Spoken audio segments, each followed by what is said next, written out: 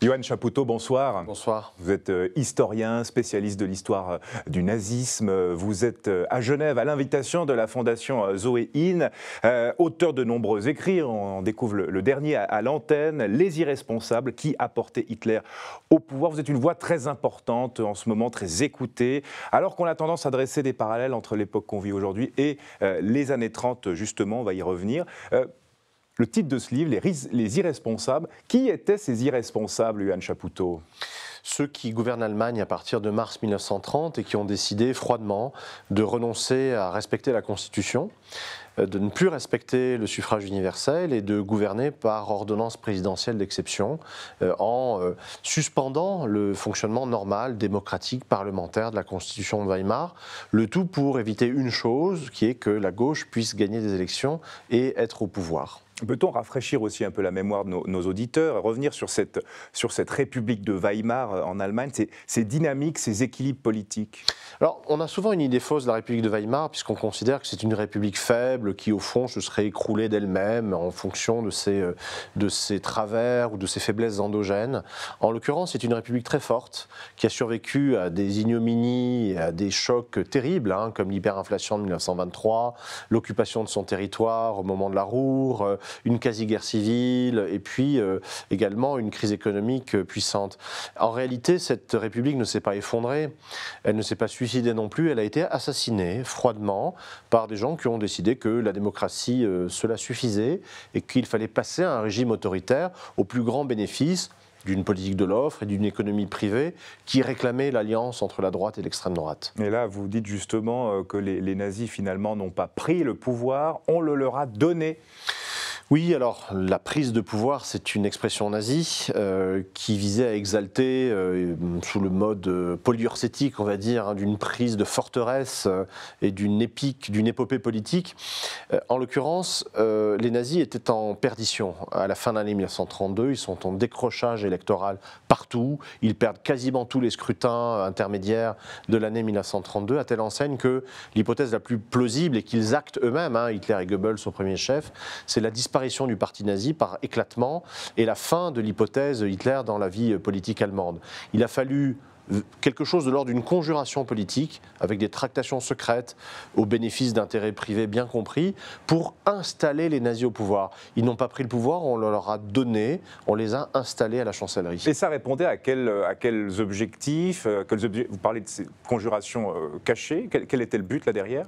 Vous avez en 1932 au pouvoir des libéraux autoritaires, c'est-à-dire des gens qui sont pro-patronat et pro-business, comme on dit aujourd'hui, qui mènent une politique de l'offre favorable au patronat par subventions, crédit d'impôt, dérégulation du droit du travail, et qui par ailleurs sont des autoritaires puisqu'ils veulent passer de l'état d'exception renouvelé quasiment chaque semaine par ordonnance présidentielle à un régime présidentialiste qui instaurerait un monarque paradémocratique en Allemagne en la personne du président Hindenburg. Et ces gens-là s'effondrent électoralement puisqu'ils représentent à peu près 40% des voix en 1928. Ils ne représentent plus que 10% des voix à la fin de 1932. Leur calcul, c'est qu'en faisant alliance avec l'extrême droite, comme ils en ont déjà l'expérience dans les Länder, l'Allemagne est un pays fédéral et les nazis sont en coalition gouvernementale avec la droite dans 3 Länder, et ça se passe plutôt bien avec la droite, eh bien l'idée c'est de reproduire cette coalition au niveau du Reich, c'est-à-dire au niveau national, et cela donne le gouvernement Hitler-Papen-Hugenberg du 30 janvier 1933. Peut-on revenir aussi sur quelques étapes clés qui ont conduit à l'installation des nazis au pouvoir ? Est-ce que les gens qui ont étudié l'histoire, nous comme élèves, est-ce qu'on est vraiment au clair sur ces étapes ? Non, puisque de fait, ce que l'on entend dans l'espace à la fois pédagogique, médiatique et politique, c'est que, généralement, ce que l'on entend, c'est qu'il y avait une poussée tectonique, comme s'il y avait une géologie, qu'on était dans le domaine des sciences naturelles et de la nécessité. Il y avait une poussée tectonique des nazis qui les menait mécaniquement au pouvoir.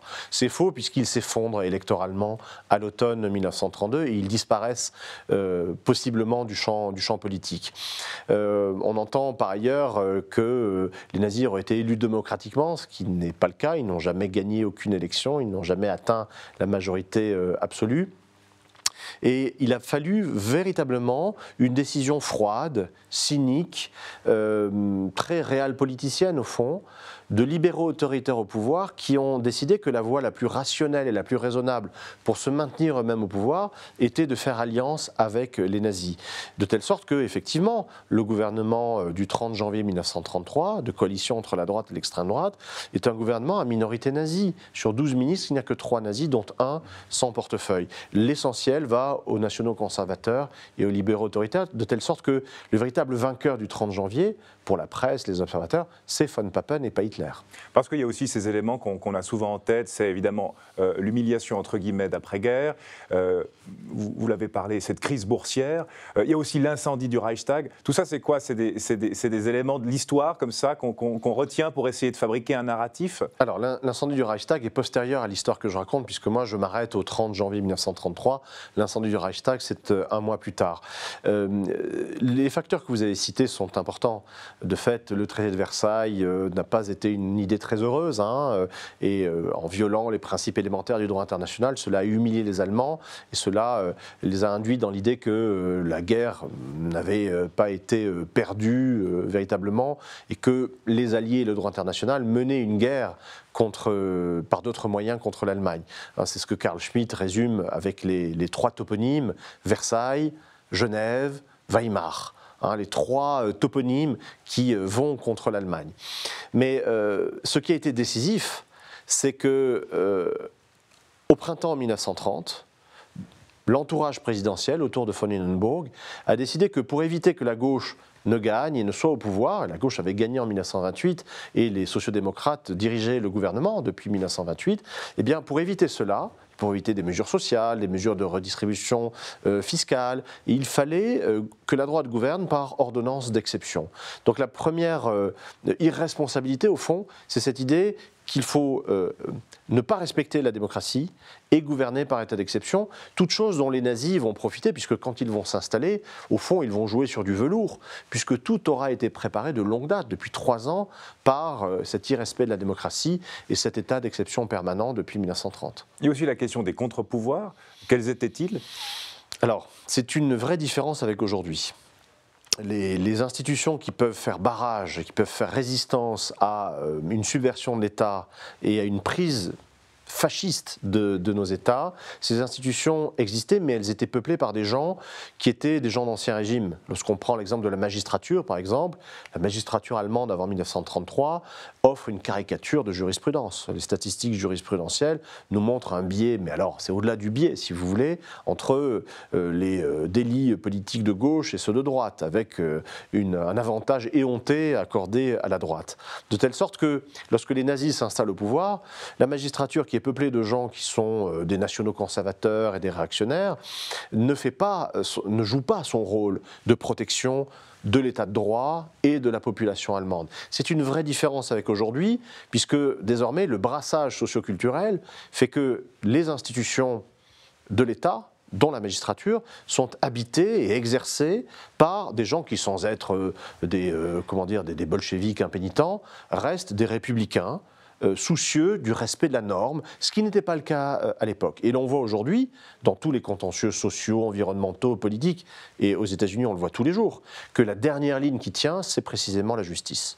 Est-ce qu'à l'époque on avait conscience, ou quel était le niveau de prise de conscience du danger qui arrivait? Alors, c'est une question très intéressante parce qu'on se rend compte que la perception des contemporains n'est pas à la hauteur des événements.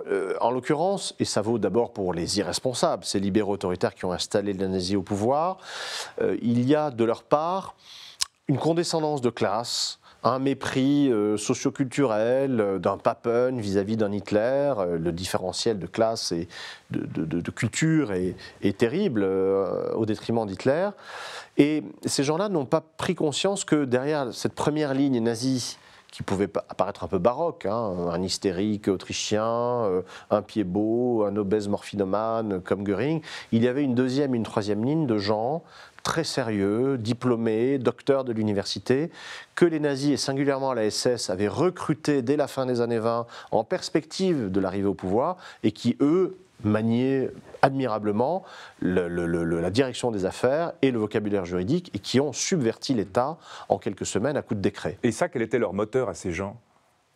des convictions nationalistes, racistes, antisémites, des convictions d'extrême droite. C'était des gens qui étaient des jeunes diplômés de l'université, membres de corporations d'extrême droite, pas forcément nazis, mais qui ont été véritablement chassés, comme on dit aujourd'hui, hein, c'est-à-dire recrutés par les nazis, lesquels leur ont dit que dans un contexte de diplomation, de fin d'études et de crise économique, ils étaient les seuls à pouvoir leur offrir non seulement un emploi, mais également une perspective. Il leur offrait les clés de l'Allemagne et demain, et après-demain plutôt, les clés d'Europe. Et c'est exactement ce qu'il s'est passé. Autrement dit, ces jeunes gens ont identifié dans le parti nazi le véhicule idéal pour leurs idées politiques. Et alors, en dernière ligne, la population, le grand public, eux, quelle était leur perception? Est-ce que ça, on le sait, on arrive à le documenter? Alors, il est important de rappeler que les nazis n'ont jamais eu aucune majorité.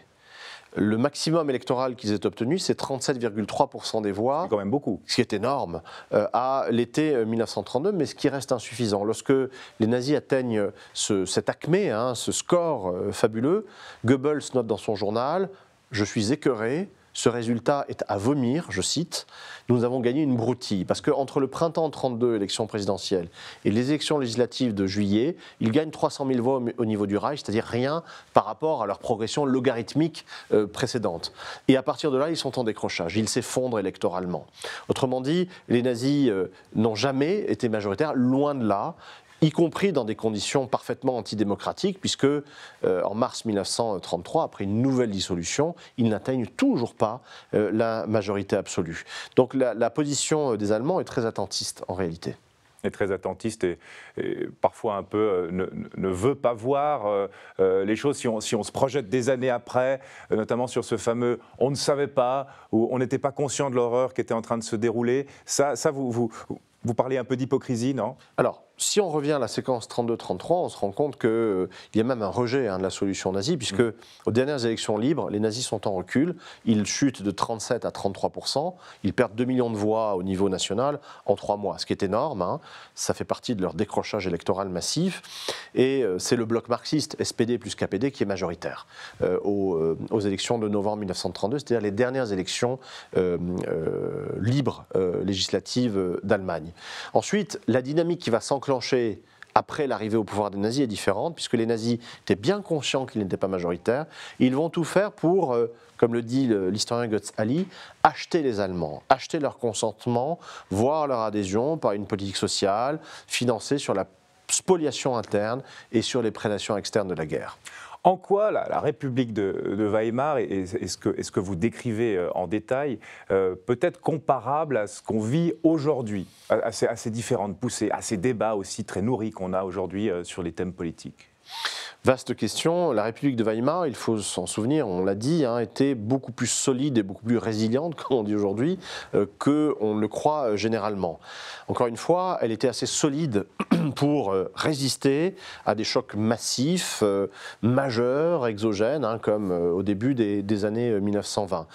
Elle a été froidement assassinée par des élites qui ont fait le choix, froid et cynique, de privilégier leurs intérêts sur le bien commun et sur l'intérêt général. De fait, ce sont des choses que l'on voit se reproduire aujourd'hui. Lorsque l'on voit la danse du ventre éhontée, scandaleuse, d'un patronat mondial qui est allé baiser la babouche de Trump au moment de sa réélection, on en a la nausée et on voit se reproduire un phénomène qui s'est produit en 1932 ainsi qu'en 1933. Je pense à l'excellent livre d'Éric Vuillard, L'ordre du jour, qui montre à quel point 24 machines à calculer, 24 représentants du haut patronat et de la haute finance allemande vont faire allégeance à Hitler en février 1933 parce qu'ils ont compris que certes, on avait des gens qui allaient détruire l'état de droit, qui allaient faire du mal à des pans entiers de la population allemande, mais qui allaient servir le profit industriel et commercial et qui se sont abaissés jusqu'à se compromettre avec le diable. Est-ce que le contexte économique, social est le même aujourd'hui que lors des années 30 ? Alors évidemment non, puisque de fait il y a toujours des différences en histoire. La comparaison n'est pas l'assimilation, ni des contextes, ni des acteurs, ni des intentions. Cela dit,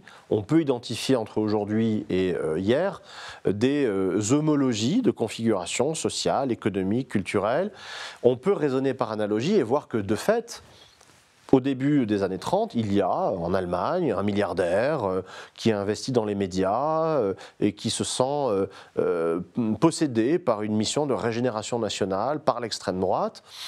Il me semble qu'on a aujourd'hui des milliardaires qui investissent dans les médias pour extrême droitiser le paysage politique. On a des exemples pas très loin d'ici en France, comme on en a aux États-Unis. De la même manière, on a un ralliement empressé et indécent des tech bros et des magnats de la tech auprès de Donald Trump, de la même manière que l'essentiel du capital allemand s'était rallié dès l'automne 1932 aux nazis. Si on revient sur cette notion qui peut être contestable de catastrophe originelle.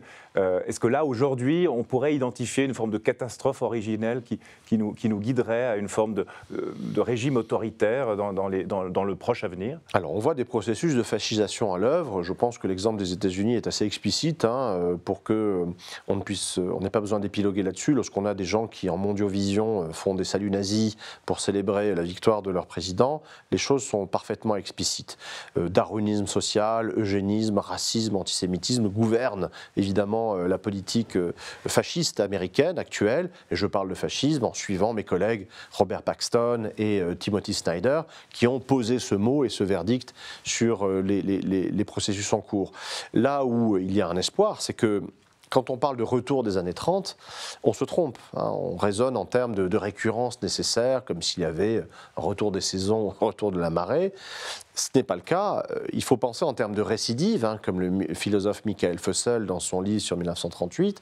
La récidive, qui est un concept juridique et judiciaire, identifie des acteurs, des responsabilités, des culpabilités. Et de ce point de vue-là, on voit que la compromission d'industriels ou de financiers qui flairent dans la prise de pouvoir de l'extrême droite, non seulement une affinité élective en termes de vision du monde, suprémacisme racial et social, darwinisme social, etc., et qui flairent également des possibilités de croissance et de profit, et qui vont jusqu'à renoncer à tous les principes pour servir le maître de l'heure, ces choses-là, effectivement, sont attestées dans l'histoire et récidivent aujourd'hui. Et aujourd'hui, est-ce qu'il y a des systémiques plus endogènes avec ce sentiment de déclassement qu'on décrit parfois, ou exogènes avec une prise d'influence ? Alors, l'idée du déclassement, c'est une vieille idée européenne et occidentale qui travaille l'Europe et l'Occident ô combien plus au lendemain de la Première Guerre mondiale.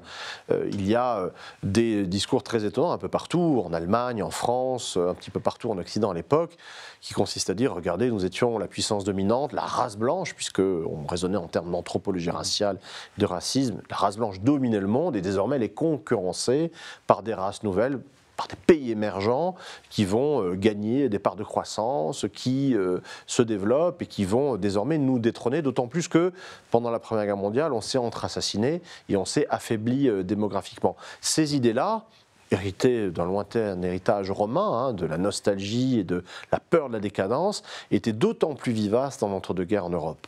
La question aussi des juifs, de l'antisémitisme. Aujourd'hui, il y a une grande confusion. On voit des partis d'extrême droite qui apportent un soutien très marqué, notamment à l'État d'Israël, en disant voilà, c'est nous, en fait, les amis des juifs, donc vous ne pouvez pas nous comparer à des fascistes. Et en même temps, il y a cette confusion, parce qu'il y a quand même un antisémitisme qui existe, et puis on entend parfois l'extrême droite dénoncer ça.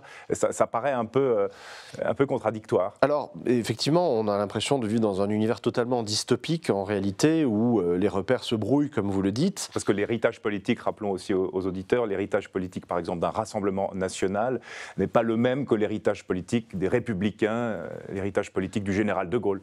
Oui, alors le Rassemblement national, rappelons-le, est un parti formé et fondé par des anciens de l'OAS, nostalgiques de l'Algérie française, de la milice de Vichy et de la Waffen-SS, la division Charlemagne, le volontaire français de la Waffen-SS. Même si cet héritage a été officiellement répudié? Non, en l'occurrence non, puisqu'il n'y a eu jamais aucun retour critique sur la fondation du Front National de la part ni... Il n'y a pas eu une distance quand même? Jamais, jamais. Lorsque Jean-Marie Le Pen est mort, on a salué le grand homme, le visionnaire, on a salué celui qui avait peut-être parfois été un peu excessif, mais certainement pas le multicondamné pour incitation à la haine raciale, au négationnisme et à l'antisémitisme. On l'avait exclu du parti, c'était la seule. On l'avait exclu du parti, mais force est de constater que sa mort l'a réhabilité en interne.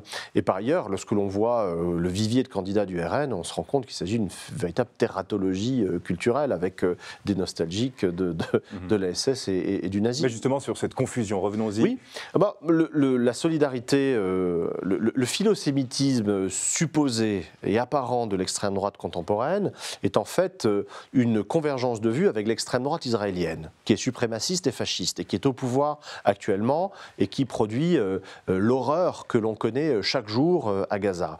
De ce point de vue-là, il y a eu une formation pour la première fois d'un philosémitisme supposé d'extrême droite dès les années 60. C'est Lucien Rebatté, antisémite rabique et notoire, qui en 1967, au moment de la guerre des 6 jours, avait dit qu'il était bien surpris puisqu'il se mettait à aimer les Juifs, puisque les Juifs étaient en train... Alors, il aimait les Juifs, mais là-bas, bien entendu, pas ici.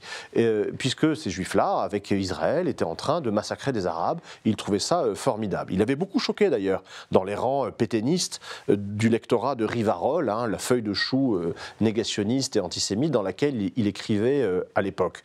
Mais cette cristallisation d'un philosémitisme totalement superficiel et qui est en fait un dialogue d'extrême droite à extrême droite ne doit pas faire illusion et ne doit pas masquer le fait que fondamentalement, culturellement, l'extrême droite européenne et américaine reste radicalement antisémite, de manière parfois paradoxale, puisqu'on a un soutien de Donald Trump à la politique d'extrême droite israélienne, mais cette politique pro-massacre est fondée sur une prophétie évangéliste et sur la lecture de l'Apocalypse de Saint Jean, qui prévoit que, in fine, les Juifs vont disparaître.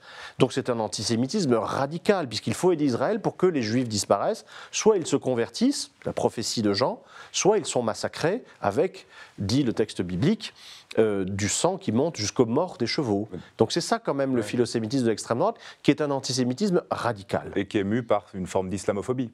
Et qui est évidemment motivé par l'islamophobie.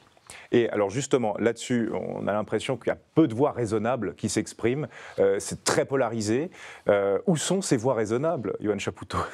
Elles sont peut-être chez les historiennes et les historiens qui essaient, sine ira et studio, de poser les choses, d'analyser les dynamiques sociales et politiques, de préciser les concepts et d'éviter, ce que l'on essaie de faire en histoire, d'éviter le mélange, la confusion, et ce que Jacques Le Goff appelait le micmac, c'est-à-dire la confusion permanente, notamment le retournement des valeurs et des symboles.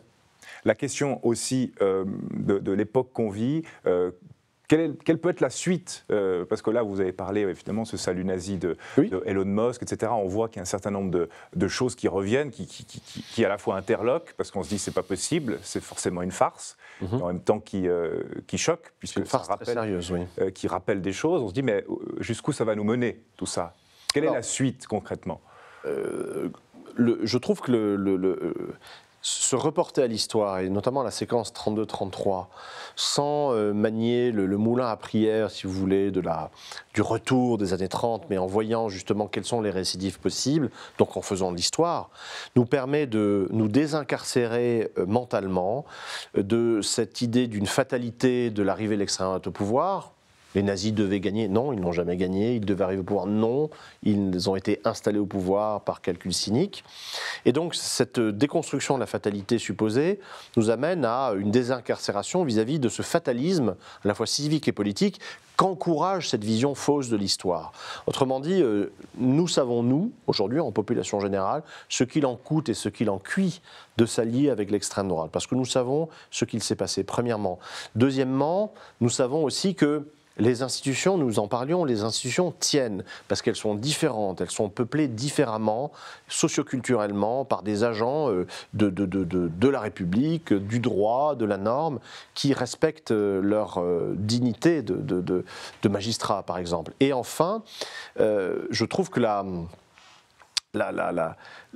leçon fondamentale, je vous le disais, c'est que rien n'est écrit en histoire et que pour le coup, nous avons des marges d'action et de résistance infinies par rapport à nos aïeux qui étaient plus démunis que nous. Et enfin, on peut compter aussi sur l'impréparation, l'incompétence, l'incapacité carnavalesque d'une extrême droite qui finit généralement par se dévorer elle-même. On l'a vu avec l'échec lamentable du premier mandat Trump qui a terminé dans l'infamie, l'ignominie et qui en prend bien le chemin.